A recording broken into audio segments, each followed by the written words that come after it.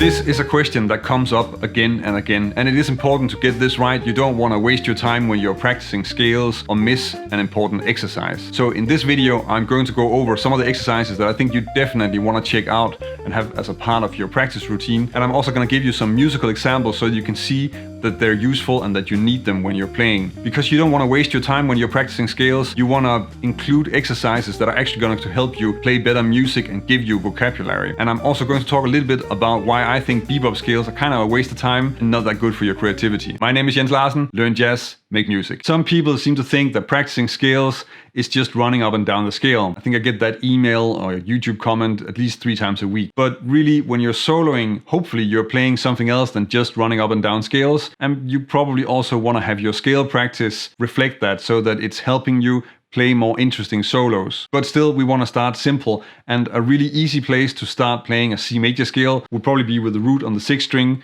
in this position.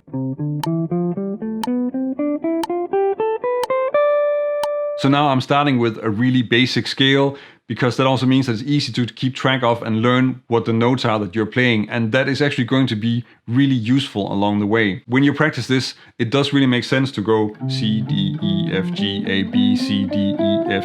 In that way, keeping track of what is going on, because it's going to help you when you want to learn the relationship between the notes and also the different diatonic harmony that's within that scale that you need when you're improvising.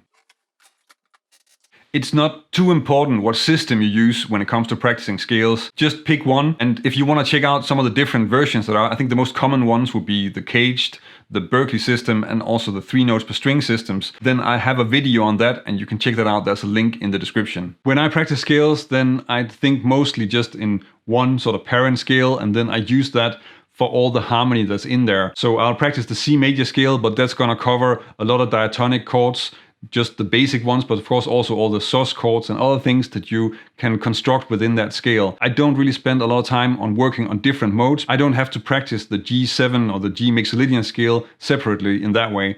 Then I can just cover that with a C major scale.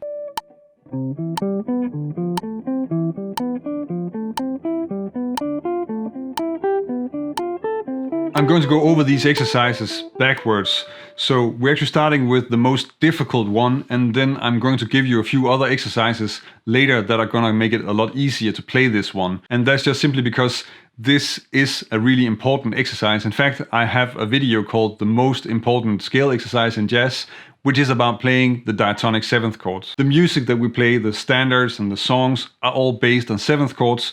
So that's really where you have a scale exercise that connects the harmony and, as you'll see later, also the vocabulary with the scale. So this is also a really essential exercise for your vocabulary, because if you start analyzing solos, you definitely want to analyze solos. That's a great way to improve your lines and get better at making stronger melodies and understanding what is going on. Maybe that's something I should make a video on.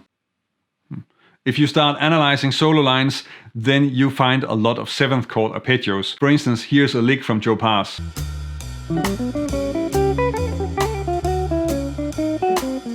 This is, by the way, from a compilation that I found on Spotify with a lot of really great Joe Pass albums. You definitely want to check that out.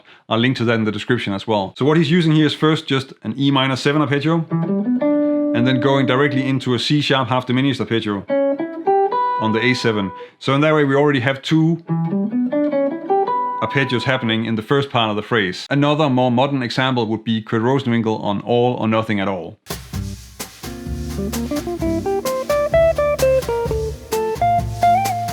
What we have here is Kurt using the arpeggio of the chord itself. So a G minor 7 arpeggio, moving on to a C major triad, and then to D minor.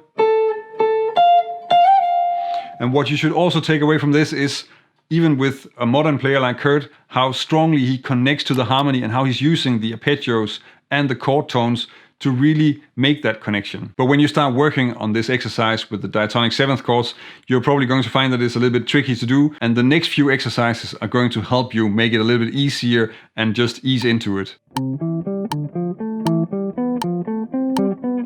Another very useful exercise is the Diatonic Triads.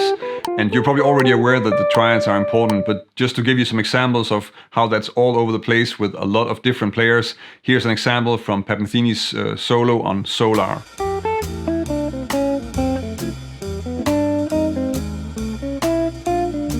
In this example, Metheny is playing just the basic triad on the F major 7, so the F major triad. And then on the F minor 7, he wants to play the upper structure of that chord, which is an A flat major triad. So we have the F minor 7 and then just the upper structure of that. But before that, he inserts a passing chord, and that's a G major triad. So he plays first the G major triad, moving up to the A flat. And then he repeats that concept because he wants to play the B flat major triad on the B flat 7, but then before that he plays an A major triad. So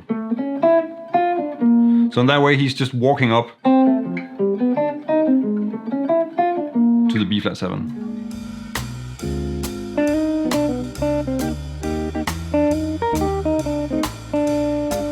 A more traditional player to use triads would be Grant Green, and in this example what he's doing is first playing a G major triad on the G7. So this is from a blues in B flat, so that works quite well because that's already giving you really what's going on with that B in there. So,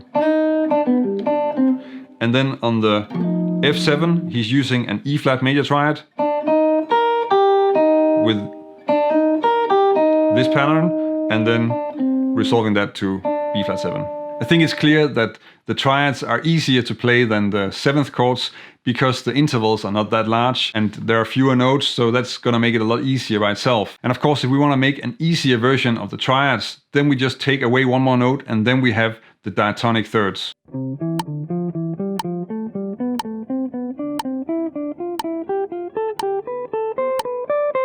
The third interval is, besides just being a building block or a stepping stone to learning how to play arpeggios, also just an interval that is really useful in itself when you're soloing, and you will find it also happening and being used without being a part of an arpeggio. So if you're new to practicing diatonic arpeggios, then I would build it up and just take it step by first learning the scale, then adding the diatonic thirds, turning those into the diatonic triads, and then go into the diatonic 7th chords. In that way you sort of have a build up and it's step by step, and you can ease into playing the diatonic 7th chords, which you can then consider sort of a goal. As you know already, then adding chromatic passing notes and chromatic phrases to your playing is really a part of jazz. That's really a part of the sound. And you probably also want to start working on that already within the scale practice. So it makes sense to just try and add chromatic leading notes or chromatic enclosures to a lot of the different things that you're already practicing within the scale. Now, a good example of this would be to add a chromatic leading note to the diatonic triads, like this.